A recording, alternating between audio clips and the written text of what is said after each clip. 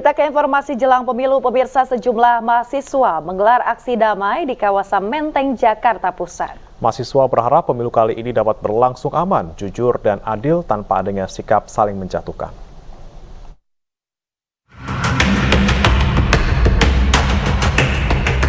Sambil membawa sejumlah atribut aksi, sejumlah mahasiswa dari berbagai kampus ini menggelar aksi damai di Jalan Diponegoro, Menteng, Jakarta Pusat. Para mahasiswa ini mengajak masyarakat agar tidak terpancing berita bohong atau hoaks dan isu provokatif yang bisa memecah belah umat dan bangsa.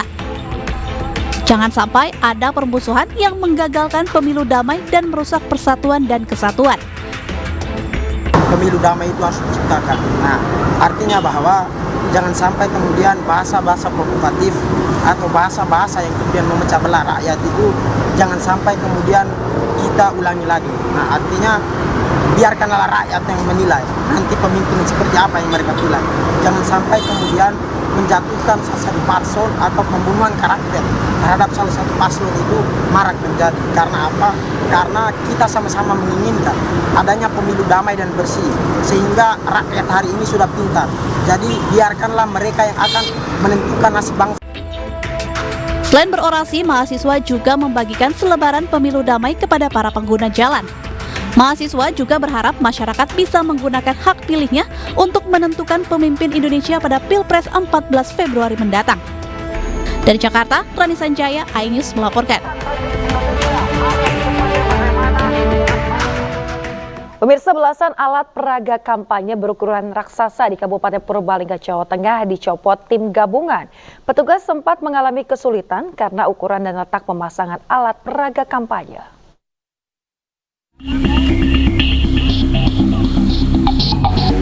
Petugas gabungan dari Panwaslu Kecamatan Purbalingga Kota dan Kecamatan Bojong Sari bersama Satuan Polisi Pamong Praja Kabupaten Purbalingga, Jawa Tengah mencopot ratusan alat peraga kampanye di sejumlah ruas jalan. 12 baliho raksasa dan 250 alat peraga kampanye lain berupa spanduk, banner, serta bendera dicopot karena pemasangannya melanggar ketentuan. Saat melakukan pencopotan, petugas sempat mengalami kesulitan. Jelas ada kesulitan karena pemasangannya itu baliho-baliho besar itu dikaitkan di pohon itu agak lumayan tinggi, dipaku, terus ada yang dipakai kawat, itu untuk pencopotannya itu agak lumayan kesulitan karena alat kita itu terbatas.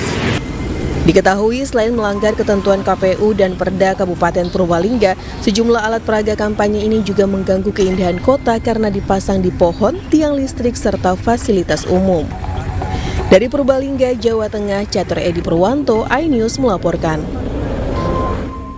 Bawaslu Jember menyayangkan aksi hibah rice cooker yang dilakukan Kementerian Energi dan Sumber Daya Mineral di tengah masa kampanye pemilu 2024. Hal ini dinilai bisa dianggap sebagai keberpihakan terhadap paslon tertentu.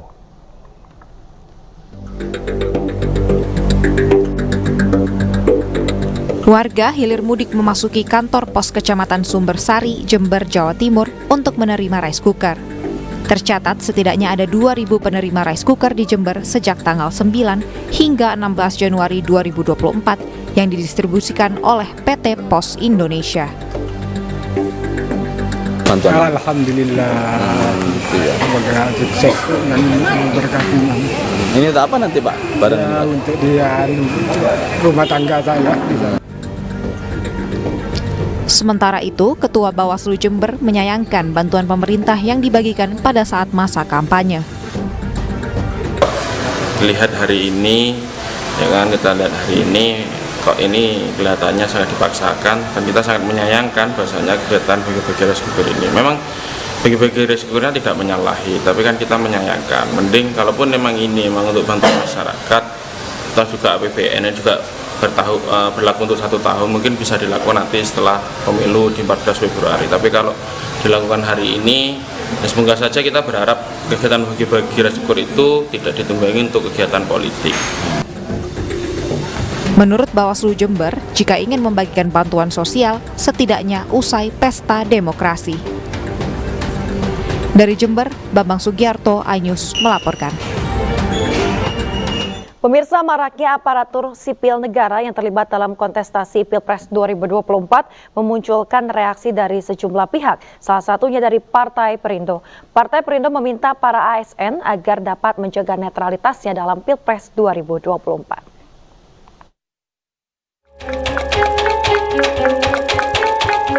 Partai Perindo melalui sayap Muda Perindo turut menyoroti maraknya aparatur sipil negara atau ASN yang terlibat dalam kontestasi pemilu dan Pilpres 2024. Agar bisa menjaga netralitas dalam pemilu 2024, Pemuda Perindo menekankan kepada para ASN agar dapat memegang 3 pesan moral dalam menjaga netralitasnya, yaitu takut kepada Tuhan, taat pada hukum, serta setia kepada rakyat.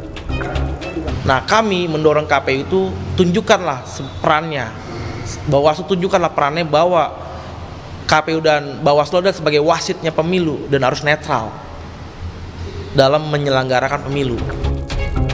Sementara itu, Ida Novianda, caleg DPRD Provinsi Banten Dapil 6 dari Partai Perindo, menilai keterlibatan ASN ini diduga ada kekuatan besar yang melindungi mereka. Jadi ketika misalnya ASN, katakanlah Satpol PP yang kemarin yang terang-terangan begitu ya, itu menyatakan dukungan, itu kan pasti saya melihat bahwa ASN ini kalau misalnya di level mereka ketika mereka mengatakan saya mendukung ini, mendukung itu, saya percaya bahwa ada yang besar yang di belakangnya yang merestui itu. Sebelumnya diketahui anggota Satpol PP di Garut dan 10 camat di Kota Bekasi, Jawa Barat diduga tidak netral dan mendukung pasangan calon tertentu dalam kontestasi Pilpres 2024. Dari Jakarta, Stephen Patinama, Dimas Winardi, iNews melaporkan. Jelang pelaksanaan pemilu 2024, pengelola kawasan wisata budaya Indonesia dan edukasi Taman Mini Indonesia Indah melarang konser musik yang mengandung unsur kampanye politik dan juga sara. Hal itu dilakukan untuk menjaga netralitas.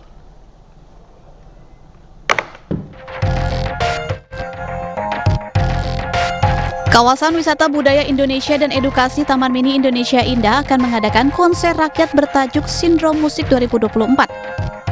Acara ini digelar agar masyarakat bisa lebih rileks di musim kampanye menjelang pelaksanaan pemilu 2024. Turut hadir Charlie Van Houten, vokalis setia band yang juga caleg dari salah satu parpol, dan Candil Serius Band. TMII juga akan melibatkan Bawaslu untuk memantau jalannya konser yang akan digelar 27 Januari mendatang. Semua acara yang digelar di Taman Mini itu tidak ada unsur tadi ya kampanye, unsur politik dan unsur sara apalagi ya, itu tidak boleh karena itu menjadi batasan kita nih, batasan semua konser itu harus menjunjung tinggi hal itu. Siapapun sih nanti ketika pemilu sudah berlalu pun juga semua sama, tetap kita nggak boleh acara-acara yang memang diperlukan untuk umum itu mengandung politik, kemudian sara, kemudian hal-hal yang bisa menimbulkan persepsi atau opini yang menjadi Kedepannya, meski pemilu telah selesai, TMII tetap melarang konser musik bermuatan unsur kampanye politik dan sara. Dari Jakarta, Rio Manik, iNews melaporkan. Pemirsa, calon presiden nomor urut 1 Anies Baswedan menghadiri acara tablik akbar yang digelar sejumlah organisasi Islam di Kabupaten Tapanuli Tengah. Dalam kampanye, Anies Baswedan mengajak seluruh masyarakat di Tapanuli Tengah untuk turut serta menjadi pelaku langsung untuk perubahan di Indonesia.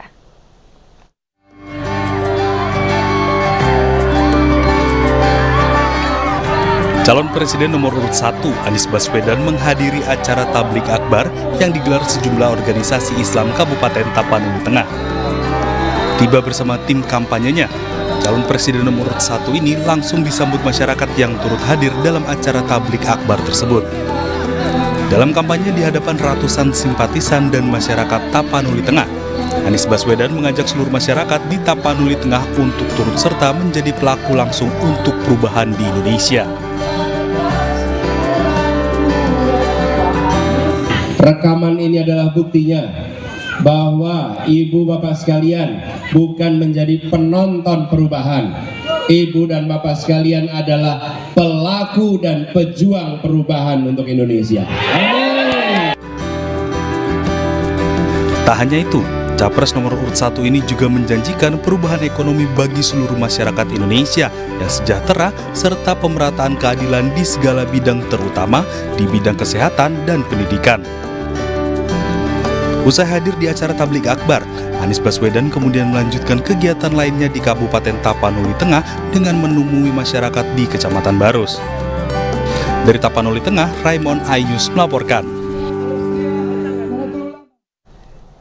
Capres nomor urut 2 Prabowo Subianto melanjutkan kampanyenya di Pangkal Pinang, Kepulauan Bangka Belitung. Di depan ribuan para pendukungnya, Prabowo merespon penilaian 11 dari 100 sebagai Menteri Pertahanan dengan goyang gemoy.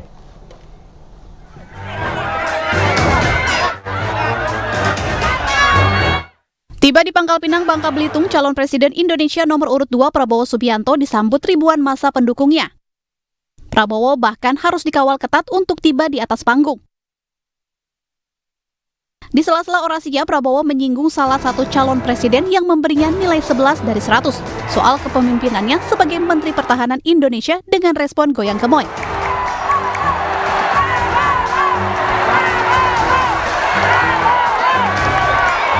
Prabowo berjanji akan menjaga dan mengolah kekayaan alam di Kepulauan Bangka Belitung yang dikenal sebagai penghasil biji timah, lada putih, dan produk mineral lainnya yang sangat penting untuk kemajuan global. Prabowo juga menegaskan bahwa semua hasil kekayaan alam akan diolah di tanah air demi kemakmuran rakyat Indonesia. Mulai sekarang, semua tambang kita, semua komoditas kita, semua tanaman kita, semua milik kita harus diolah di bumi Indonesia. Tidak akan kita izinkan dijual murah keluar lagi, saudara-saudara. Dan dengan diolah di Indonesia, pabrik-pabriknya akan berada di Indonesia. Dukungan terus mengalir untuk pasangan calon presiden dan wakil presiden nomor urut 2 Prabowo Subianto dan Gibran Rakabuming Raka kali ini datang dari Partai Berkarya. Setelah kita mengafirmasi diri menjadi swing voters dan kita mengafirmasi diri menjadi undecided voters, alhamdulillah pada hari ini dengan mengucapkan Bismillahirrahmanirrahim kita mendukung pasangan calon presiden 02. Untuk memeriahkan deklarasi ini diiringi dengan budaya palang pintu Betawi. Tim Liputan iNews melaporkan. Pemirsa, Bawaslu masih memproses umpatan yang dilontarkan Capres nomor urut 2 Prabowo Subianto saat menghadiri konsolidasi relawan Prabowo Gibran di Provinsi Riau. Ketua Bawaslu Rahmat Bagja menyebut akibat umpatan tersebut Prabowo Subianto bisa dijerat pasal 280 ayat 1 Undang-Undang Pemilu.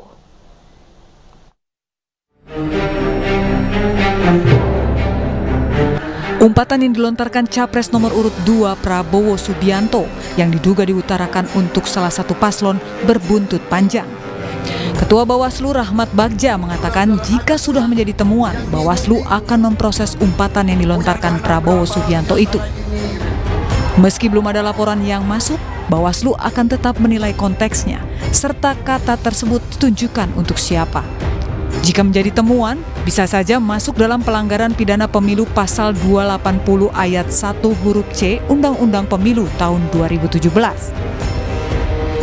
Yang mengatur bahwa pelaksana, peserta, dan tim kampanye pemilu dilarang menghina seseorang, agama, suku, ras, golongan, calon, dan atau peserta pemilu lain. Nanti kita lihat konteksnya juga, apakah yang bersangkutan maksud apakah demikian atau tidak demikian. Kan saya menyatakan pasal 280 ditanya, Pak, penghinaan termasuk nggak? Loh, penghinaan kan ada di pasal 280. Bahwa tidak boleh menghina kan? Itu ada aturannya. Tapi apakah klasi itu termasuk menghina atau bagaimana kan masih kita harus lihat. Ya. Sebenarnya klasifikasinya untuk melihat pelanggaran. Ya, nanti juga kita bahas di sentra gakumdu karena itu masuk pidana. Prabowo melontarkan umpatan menyusul pernyataan Capres nomor urut 1 Anies Baswedan pada debat ketiga Pilpres 2024 yang mengungkit kepemilikan lahan milik Prabowo seluas 340.000 hektar. Saudara, ada pula yang nyinggung-nyinggung punya tanah berapa, punya tanah ini. Dia pintar atau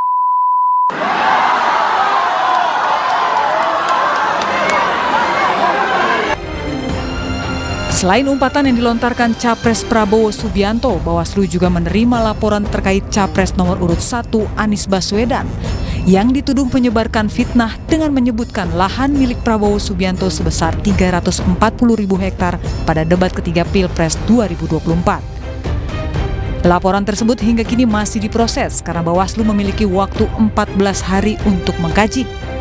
Hingga awal Januari 2024, Bawaslu sudah menerima 777 laporan dugaan pelanggaran pemilu. Bawaslu membagi pelanggaran dalam 2 kelompok, yaitu pelanggaran administrasi dan pelanggaran pidana. Tim Liputan iNews melaporkan.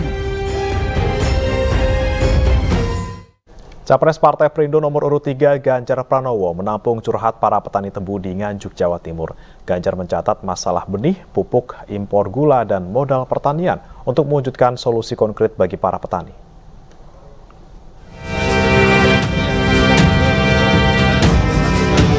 Calon Presiden Partai Perindo nomor urut 3 Ganjar Pranowo bertemu dan berdialog bersama para petani tebu di Nganjuk, Jawa Timur. Ganjar menampung curhat para petani terkait harga jual yang murah di pabrik gula milik negara dibandingkan pabrik gula milik swasta. Kemudian petani juga mengeluhkan masalah benih dan pupuk, impor gula, dan modal pertanian. Ganjar pun mencatat seluruh permasalahan petani dan berjanji akan mewujudkan solusi konkret untuk mengatasinya. Tebu itu salah satu yang menjadi perhatian Ganjar Mahfud. Kami sih punya hipotesis apa yang jadi problem dan kami coba konfirmasi ternyata betul.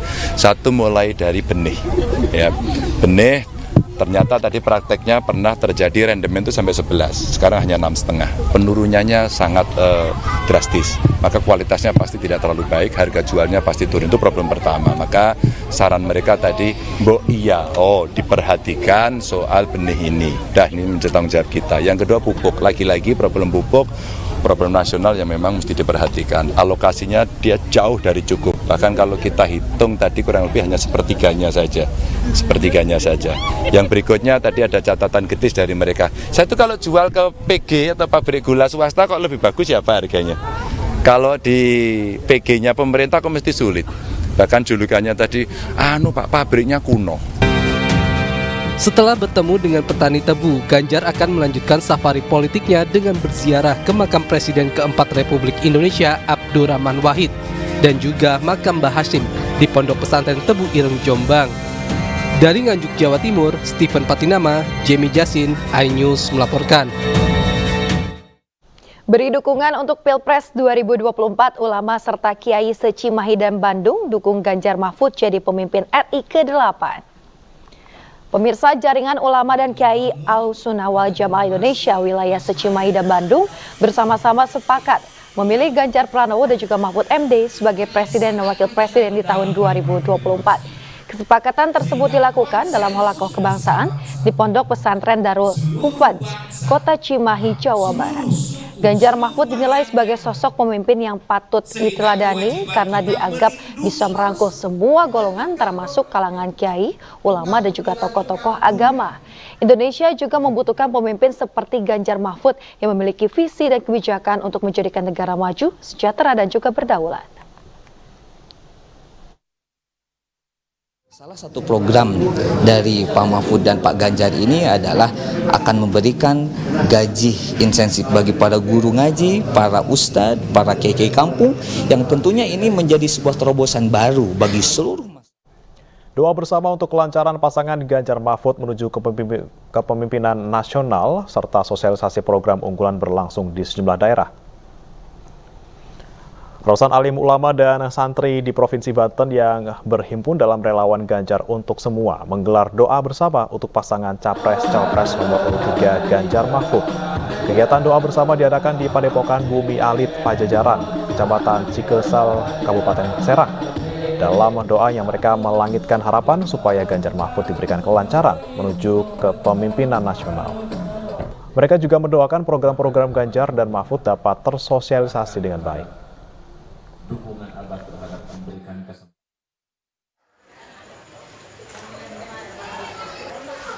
Sementara itu, relawan Ganjar Mahfud Nusa Tenggara Barat melakukan sosialisasi program unggulan paslon nomor urut 3 kepada jemaah beberapa majelis taklim di Kota Mataram.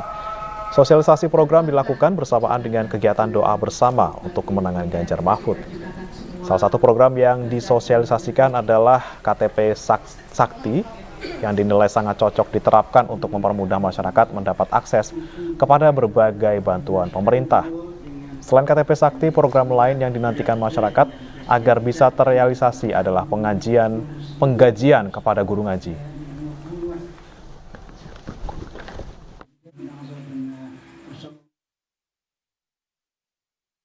Pemirsa, Gerakan Merah Putih Fatmawati atau GMPF menggelar konsolidasi dan juga sosialisasi pemenangan Ganjar Mahfud di Gor Ciracas, Jakarta Timur. Antusias dan semangat relawan untuk hadir sangat tinggi meski diguyur hujan deras.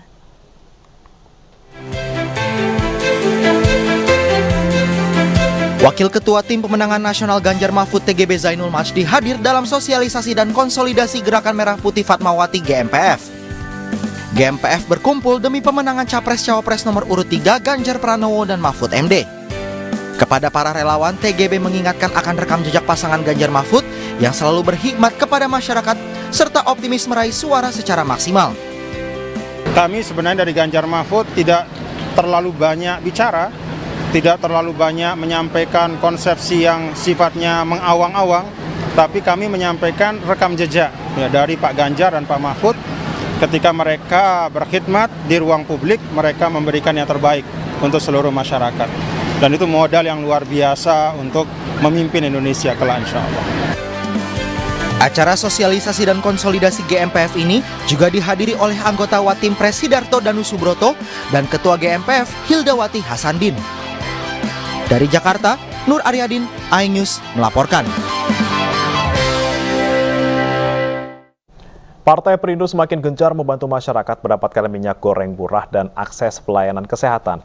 Kali ini Partai Perindo melayani masyarakat Kelurahan Tugu Selatan di Kecamatan Koja, Jakarta Utara.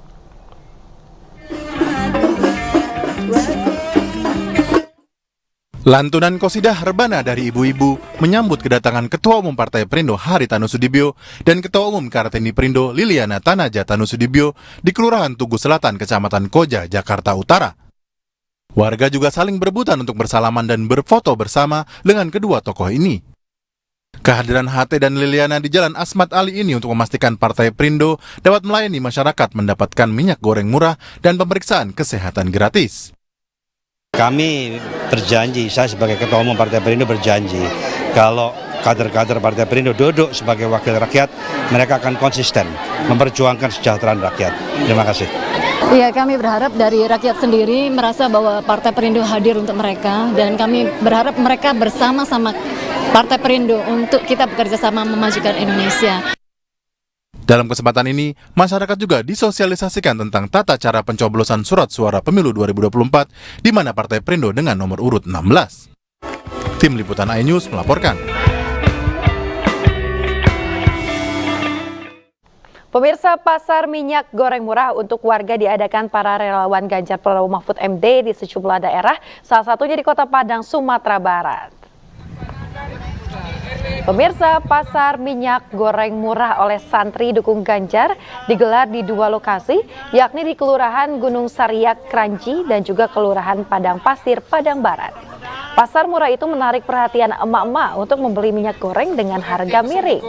Relawan menargetkan penerima manfaat dalam kegiatan pasar murah ini adalah masyarakat prasejahtera. Kegiatan ini diharapkan bisa meringankan beban ekonomi masyarakat dalam membeli minyak goreng sehingga mereka bisa menghemat pengeluaran.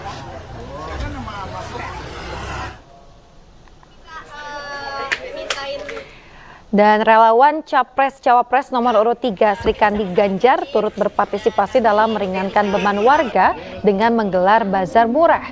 Kegiatan digelar di Desa Sakamangkahai, Mendomai, Kabupaten Kapuas, Kalimantan Tengah. Berkolaborasi dengan Mak Ganjar, bazar murah ini menyediakan kebutuhan pangan seperti minyak goreng. Komoditas itu dijual dengan harga ekonomis hanya Rp5.000 saja. Warga bisa mendapatkan minyak goreng ukuran 1 liter.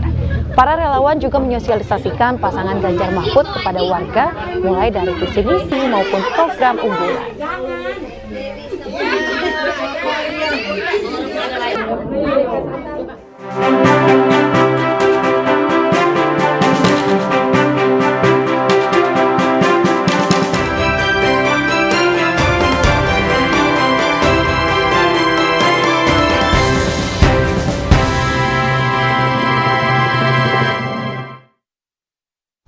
Tuan rumah Qatar berhasil mengawali Piala Asia 2023 dengan kemenangan atas Libanon. Kami akan kembali dengan informasi selengkapnya.